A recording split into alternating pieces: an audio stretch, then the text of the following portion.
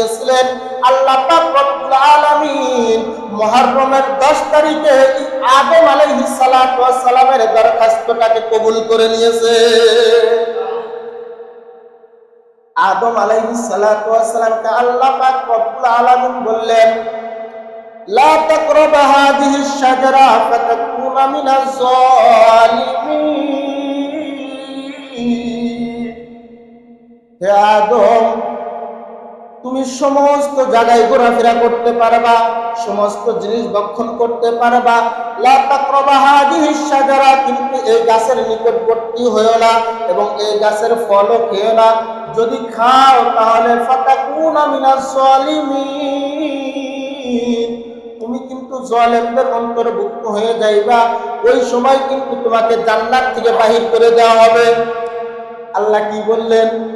যে এই গাছের নিকটবর্তী হয়ে না, এমনকি এই গাছের ফলও খেয়ে না। যদি খাও তাহলে তুমি জালেমদের অন্তর্ভুক্ত হইবা। শুধু তাই নয়, তোমাকে জান্নাত থেকে বাহির করে দুনিয়ার ভিতরে প্রেরণ করা হবে। কিন্তু শয়তানের প্রলোভন করে,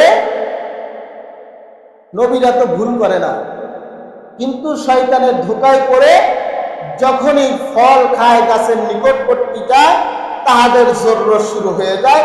আল্লাহ পাক রব্বুল আলামিন বললেন যে উফরুস, বাহির হও, তুমি জান্নাত থেকে বাহির হও। আদম আলাইহিস সালাতু ওয়াস সালামকে জান্নাত থেকে বাহির করে দিলেন। বাহির করে দেওয়ার পরে আদম আলাইহিস সালাতু ওয়াস সালাম এই অপরাধের কারণে 300 থেকে 350 বছর, মুফাসসিরিনে কেরাম বলেন যে এতদিন দীর্ঘ সময় আল্লাহ তাআলার কাছে গোনা জারি করেন। একটা অপরাধের কারণে 300-350 বছর আল্লাহর কাছে কান্নাকাটি করে। আর আল্লাহ তাআলা কাছে কান্নাকাটি করতে করতে আল্লাহ তাআলা মুহররমের 10 তারিখে আদম আলাইহিস সালাতু ওয়াস সালামের এই রোনাজারিটাকে কবুল করে নেন। বলেন সুবহানাল্লাহ।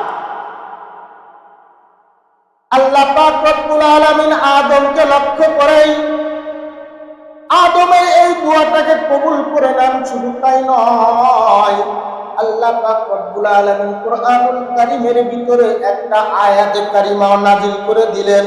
আর এই আয়াতে কারিমা যদি বান্দা তেলাওয়াত করে অনুরূপভাবে আল্লাহ পাক রব্বুল আলামিন বান্দার অপরাধকেও মাফ করে দেন, অপরাধকে মাফ করে দেন।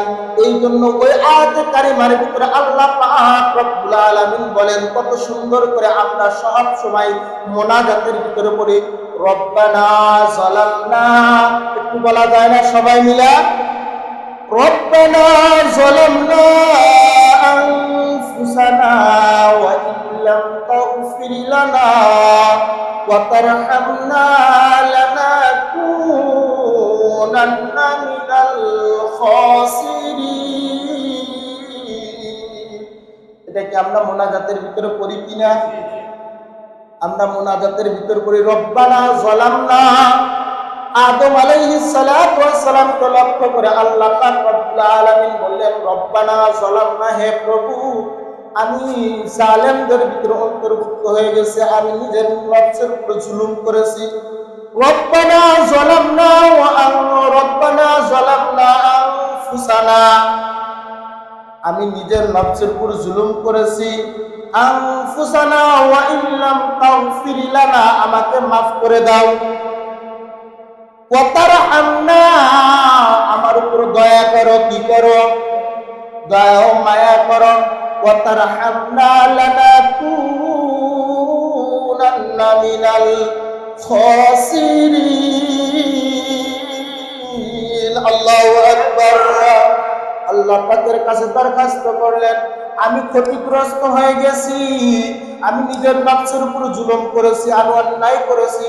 ও প্রভু, আমার অতীতের গুনার দিকে অনুতপ্ত হইয়া তোমার কাছে ক্ষমা চাই, মাপ চাই। চোখের পানি জারি করে ছেড়ে দিয়ে আদম আলাইহিস সালাতু ওয়াস সালাম যখন রোনাজারি করতে থাকে, আরশে মহল্লায় জোশ লেগে যায়। আল্লাহ পাক রব্বুল আলামিন ওই সময় আদমকে ডাক দিয়ে বলে, ও আদম, আর ক্রন্দন করতে হবে না, ক্রন্দন করতে হবে না, তুমি তোমার অপরাধটা বুঝতে পেরেছো।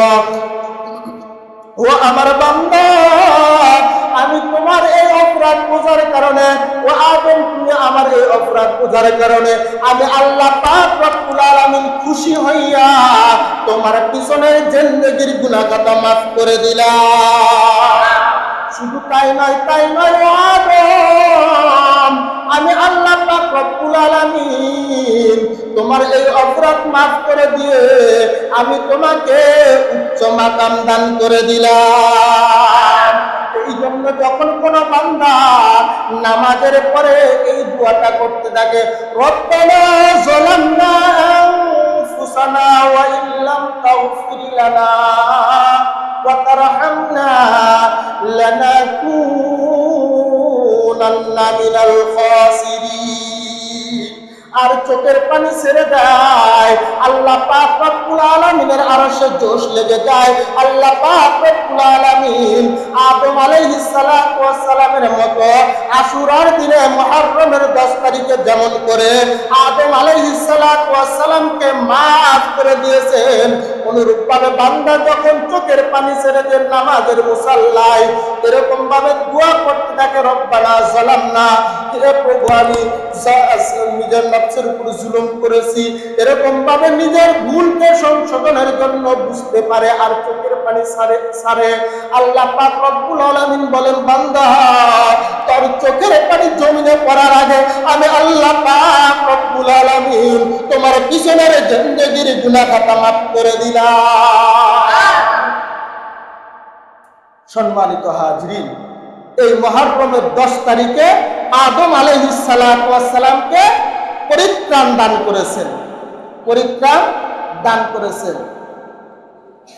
হযরত ইউনূস আলাইহিস সালাতু ওয়াস সালাম, পয়গম্বর হযরত ইউনূস আলাইহিস সালাতু ওয়াস সালাম কে আল্লাহ পাক রব্বুল আলামিন মাছের পেটে তুলে দিয়েছিলেন, ঠিক না?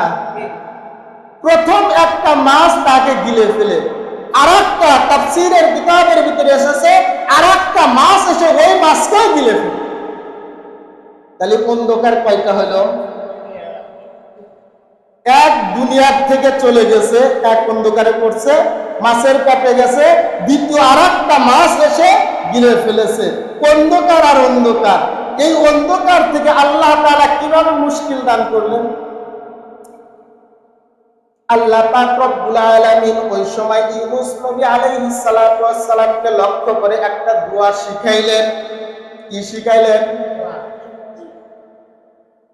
দোয়াটা আমরা অনেকেই জানি, লা ইলাহা ইল্লা আনতা সুবহানাকা ইন্নী কুনতু মিনাজ জালিমিন। আমরা পারি না, অনেকে একটু জবান খুলে পড়া যায় না, লা ইলাহা ইল্লা আনতা সুবহানাকা ইন্নী কুনতু মিনাজ জালিমিন। আল্লাহ পাক রব্বুল আলামিন যখন ইউনূস আলাইহিস সালাতু ওয়াস সালামকে লক্ষ্য করে এই দোয়াটা দান করলেন, ইউনূস আলাইহিস সালাতু ওয়াস সালাম দোয়াটা পড়লেন, আল্লাহ পাক রব্বুল আলামিন ওই সময় আল্লাহ পাক এই দোয়ার বদৌলতে ইউনূস আলাইহিস সালাতু ওয়াস সালাম মাছের পেট থেকে পরিত্রাণ পেয়েছিলেন। ওই সময়টাও ছিল মুহররমের 10 তারিখ। বলেন চিৎকার দিয়ে সুবহানাল্লাহ। ইউনূস আলাইহিস সালাতু ওয়াস সালামকে আল্লাহ পাক রব্বুল আলামিন পরিত্রাণ দান করলেন মুহররম মাসের 10 তারিখে। অনুরূপভাবে হাদিসের ভিতরে এসেছে, যদি বান্দা বিপদে পড়ে আর এই দোয়াটা পড়তে থাকে, লা ইলাহা ইল্লা আনতা সুবহানাকা ইন্নী কুনতু মিনাজ জালিমিন, আল্লাহ পাক রব্বুল আলামিন বান্দার সমস্ত জরুরতগুলো গায়বী খাজানা থেকে পূরণ করে দেন। সুবহানাল্লাহ। সম্মানিত হাজিরিন, শুধু তাই নয়, এই মুহররম মাসের অনেক ইতিহাস রয়েছে। আমি মুখতাসার কিছু ইতিহাস বলতেছি। কিসের কারণে আল্লাহ পাক রব্বুল আলামিন আপনাকে আমাকে নাজাত দান করবেন? আল্লাহ পাক রব্বুল আলামিন পয়গম্বর নূহ আলাইহিস সালাতু ওয়াস সালামকে দুনিয়ার ভিতরে প্রেরণ করলেন। কোথায়? 950 বছর এক কওমকে দ্বীনের দাওয়াত দিলেন। কত বছর? একদিন 2 দিন? আপনারা কি ঘুমাইতেছেন না মনে মনে রাগ করতেছেন?